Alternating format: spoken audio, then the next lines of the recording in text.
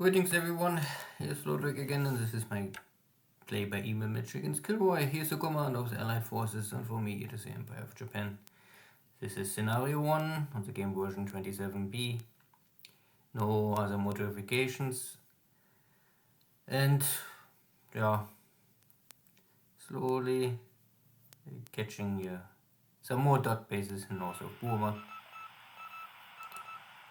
The British Rangoon army is now finally at the last legs.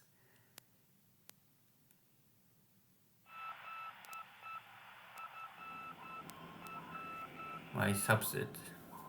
Pearl Harbor, not achieving what too much, but keeping Allied escort forces busy. And there was a scout cruiser returning to Japan with some damage from a collision. Need a shipyard to repair.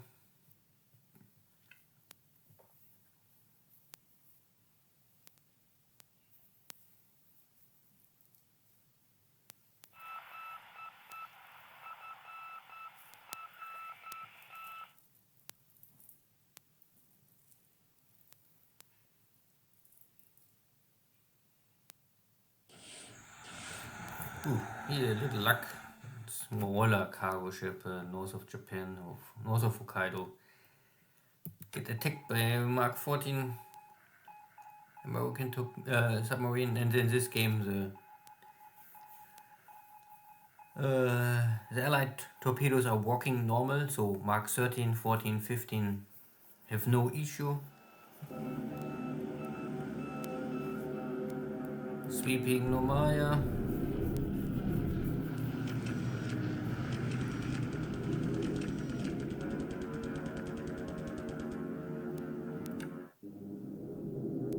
Bombarding Nanchang.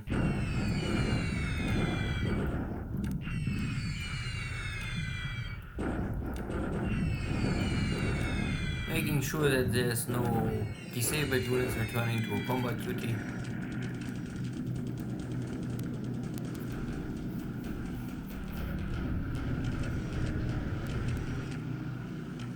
But not really a lot happening here.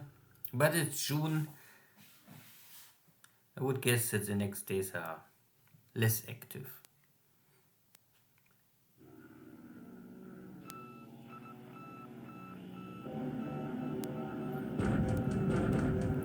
So I sweep the hex to prepare my bombardment.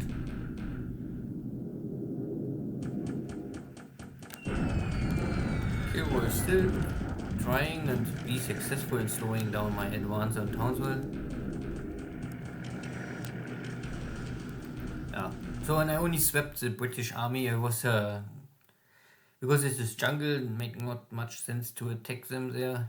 But I was hoping that maybe KilRoy go for a long range cap over his own unit to save them. But this not happened.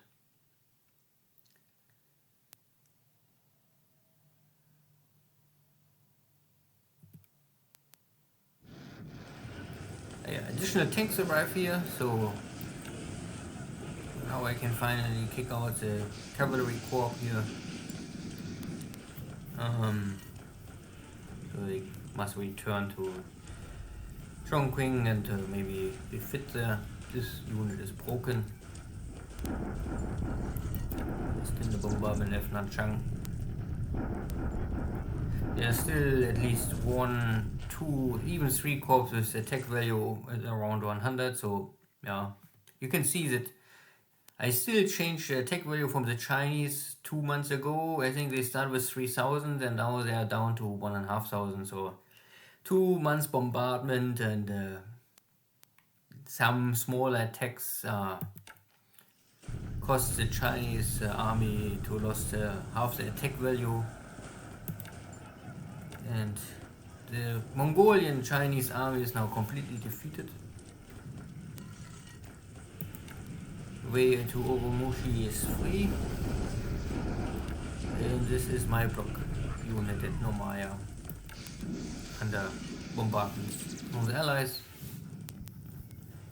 But this will not really change too much. I have enough supplies to refit my, or equip my disabled units back to combat mode. So everything what gets disabled is after 1 week normally back in action.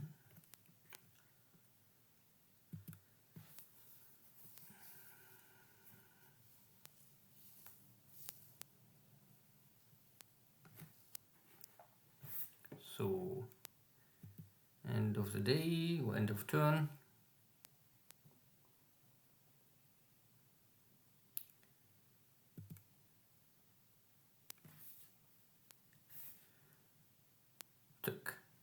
Good. There was no air battle, so it's only operational losses. Again, scout airplanes.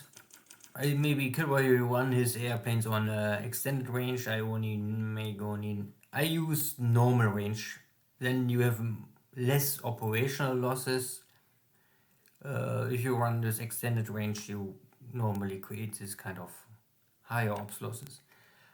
Ship, there was no sinking sound and no active sinking, so there are subs nearby here, so I have to increase my sub hunter groups. I have here some Navy search airplanes. They are really only to detect the submarines. This already will reduce the possibility of a submarine attack, but they are not here to sink the submarines.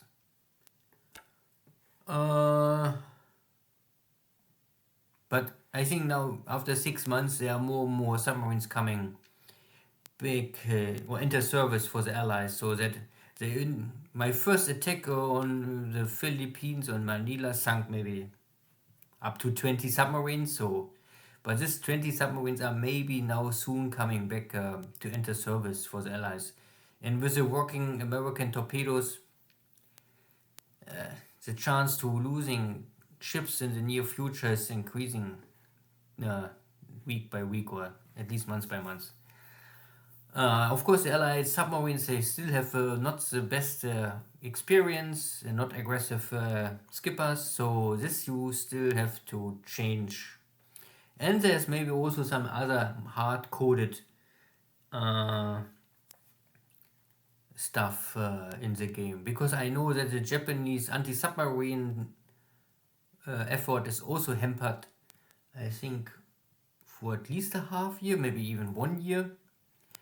The Japanese simply, it doesn't matter of the equipment, there's always a hard-coded debuff for the Japanese to attack enemy submarines. But you cannot change it, so if you don't change it, well, I mean, if it's not possible to change it, I ignore it more or less. Good, so in China, no change, but all looks fine. There's a Chinese army here on the highway I must catch and maybe defeat. But the rest looks okay. I have to bring back my forces here on the road now. These units are very weak, so I bring them. Even Thai forces can maybe take on all these British units. I control Ceylon, but nothing will change. I will not go for India, and nothing come out of India to attack Ceylon so far, and I keep here a bigger defense army where I won't take them away. This is enough to hold Ceylon for a long time, I would say. Most important is that the shipping in Dutch East Indies is very free of interference. No allied subs are here so far. So I can ship everything what I want to ship and what I must ship. And my Darwin army is now, I don't know if I really, maybe next time I will not try this, but I walk the long way to catch up with my East Australian army. In my release army arriving here in the Hex before Townsville. So I don't know if this regiment is strong enough to defeat the Australian block force here, but they are already defeated twice. So not more much attack power left. But we are here in jungle terrain. This was jungle rough, so this was 3 times terrain. This is double terrain. Townsville itself is only clear terrain. But this is also against my own troops, so if KilRoy can attack before I break here the Hex, because so far it's still under Allied control, I have no way to retreat. If my units getting defeated and lose the morale check, they must surrender. because they cannot retreat. Let's see. New Caledonian is low on supplies again. So, of course, KilRoy's bombardments consume supplies. My air activity consumes supplies, so I have to bring in more supplies to Comarc. And I build up the base, so this also consumes supplies. And more supplies are maybe soon coming down. Yeah, I must create more supplies. Convoys. At the same time, I keep an eye on Marshall Islands and let the American staff here even more. So far, only local anti-submarine motor patrol craft here, but no cargo ships. So I guess that the allies are still starving. Good. See you next time. Take care. Bye bye.